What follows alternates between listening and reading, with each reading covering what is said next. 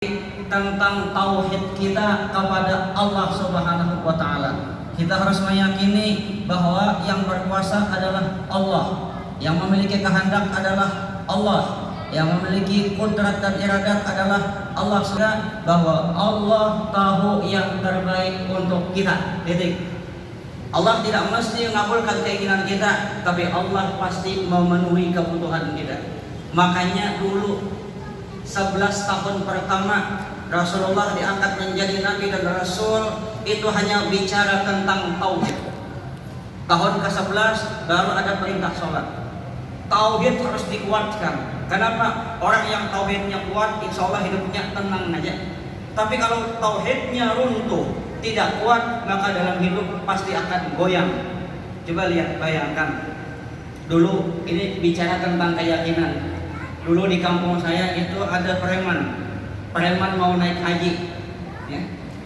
Rupanya sehebat-hebatnya dia, sejagau-jagaunya dia, dalam istilah orang Banjar itu ada istilahnya begini: bila di kampung biasa nempelin orang, di Makkah ditempelin orang.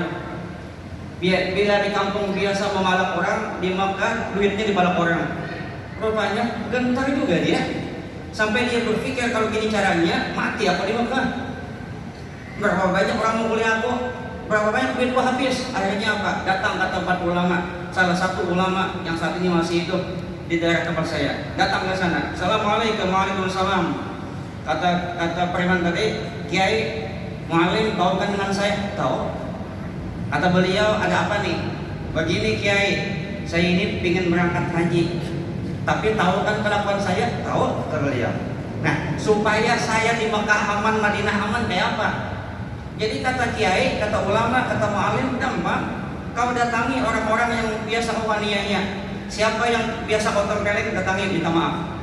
Siapa yang duitnya kau biasa kau palak, datangi, minta keikhlasannya. Karena niatnya kuat, satu per satu didatangi.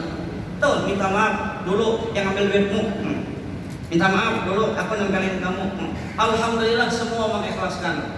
Coba kalau ada tempelingnya lagi. Akhirnya apa? Rupanya si preman ini belum yakin. Nah, ini masalahnya juga. Padahal semua sudah didatangi, tapi keyakinan kepada Allah masih belum. Masih ada kekhawatiran kenapa? Kalau di Mekah, Madinah tetap bermasalah. Datang lagi, Kiai, sudah saya minta maaf, tapi saya belum yakin. Kiai rupanya berpikir juga, senjata apa lagi mesti disampaikan ini? Padahal secara syarat rukun sudah terpenuhi. Akhirnya Kiai masuk ke kamar, tapi tunggu sebentar. Dikira preman tadi Kiai itu sholat hajat di kamar. Padahal Kiai tadi santai aja, bingung apa yang mau kasih.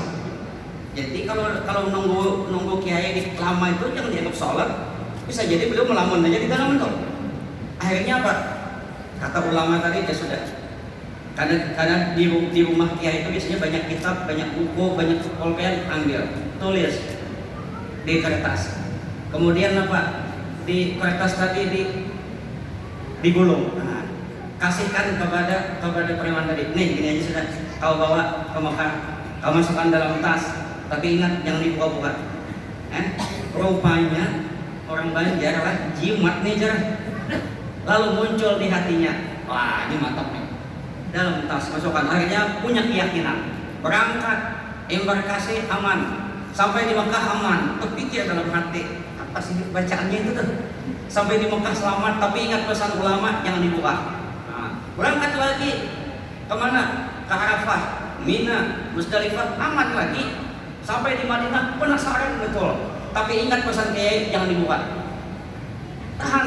Akhirnya apa? Alhamdulillah Makkah Madinah aman. Tidak ada orang yang ngambil duitnya, tidak ada orang yang mukul kepalanya. Senang rupanya. Pulang ke kampung halaman yang namanya preman pasti disambut anak buahnya banyak, ya kan? Sampai di rumah, orang nunggu dalam rumah, beliau masuk ke kamar. Kenapa masuk ke kamar? Membuka tas. Apa bacaannya jadi hebat? Waktu dibuka, ketawa preman tadi. Apa tulisannya? Cuma 2 kata, selamat jalan. Gitu aja. Ini bukan bicara tentang selamat jalannya, tapi keyakinan. Nah, kita juga harus yakin dengan Allah. Allah itu tahu yang terbaik untuk kita. Nah, yang kedua lagi, Yang kedua lagi, bagaimana menolong agama Allah? Tawakal harus kuat. Serahkan kepada Allah Subhanahu wa taala. Jangan bertawakal kepada manusia. Jangan berharap kepada manusia. Kata Sayyidina Ali, segala penderitaan hidup sudah aku alami. Segala kehidupan sudah aku lalui, tapi tidak ada yang lebih menyakitkan daripada berpegang kepada manusia. Menyakitkan.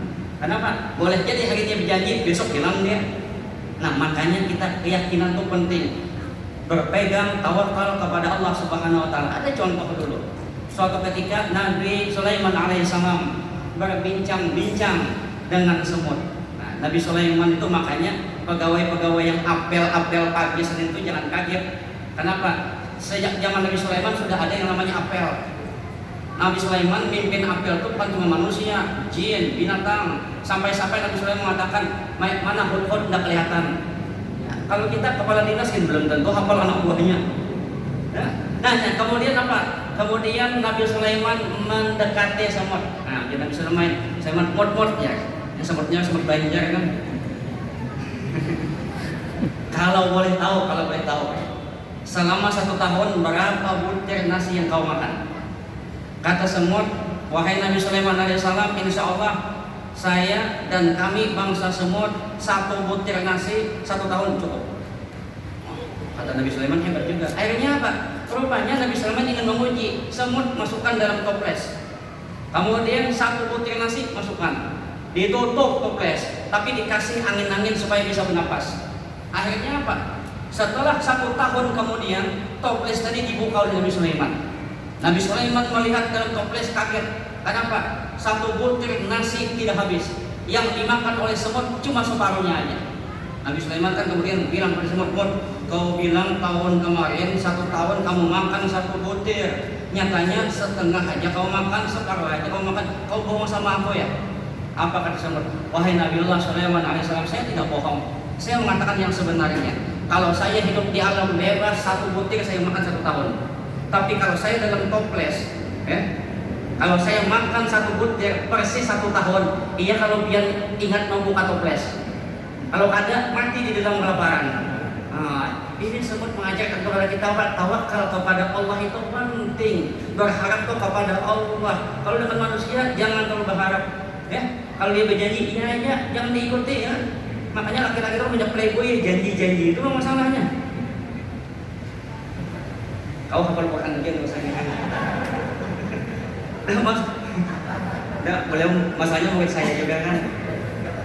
Nah jadi dua ini. Satu, keyakinan kepada Allah, tawakal itu penting. Maaf ya, coba lihat manusia itu semiskin-miskinnya manusia di rumah masih ada air putih, masih ada beras, masih ada dimakan. Burung nggak ada dimakan, nggak ada burung punya kulkas, nggak ada. Tapi burung tawakal kuat kepada Allah, bangun pagi terbang dengan perut yang kosong, pulang kenyang santai. Kita duit di tabungan masih ada, baju masih ada, bangun merangut, ya Allah, jorong benjol bungol pada burung ya. Ayo betul kan? Ayo lihat burung bangun tidur, tidak ada yang diminum, tidak ada yang dimakan, terbang dia. Terbangnya itu memerlukan perjuangan. Iya kalau dapat, iya kalau dia masuk ke laut, ke sungai betul-betul ikan, coba kalau buaya, burungnya yang mati. Nah ini nih keyakinan kita. Artinya apa? Tawakal kepada Allah Subhanahu wa taala. Intinya apa? Di bawah hidup itu dibawa enjoy, dibawa nikmat saja. Ya, dibawa jangan bikin makan macam-macam. Bulan puasanya apalagi tidak berduit datang masjid makan aman. Nah, habis isya mengaji 2 ayat 3 ayat sadaqallahul azim dapat kaki wadai aman ya. Nanti malam 21 tunggui dalam ma'ruf dapat kotakan. Jadi hidup itu dibawa fresh saja, santai, nikmat kepada Allah Subhanahu wa taala. Itulah di antara cara kita menolong agama Allah sebagai tanda bukti kita kepada Allah Subhanahu wa taala. Mudah-mudahan ada manfaatnya, mudah-mudahan ada berkahnya. Salah mohon maaf. Allahumma waffiq ila aqwamit thariq. Assalamualaikum warahmatullahi wabarakatuh.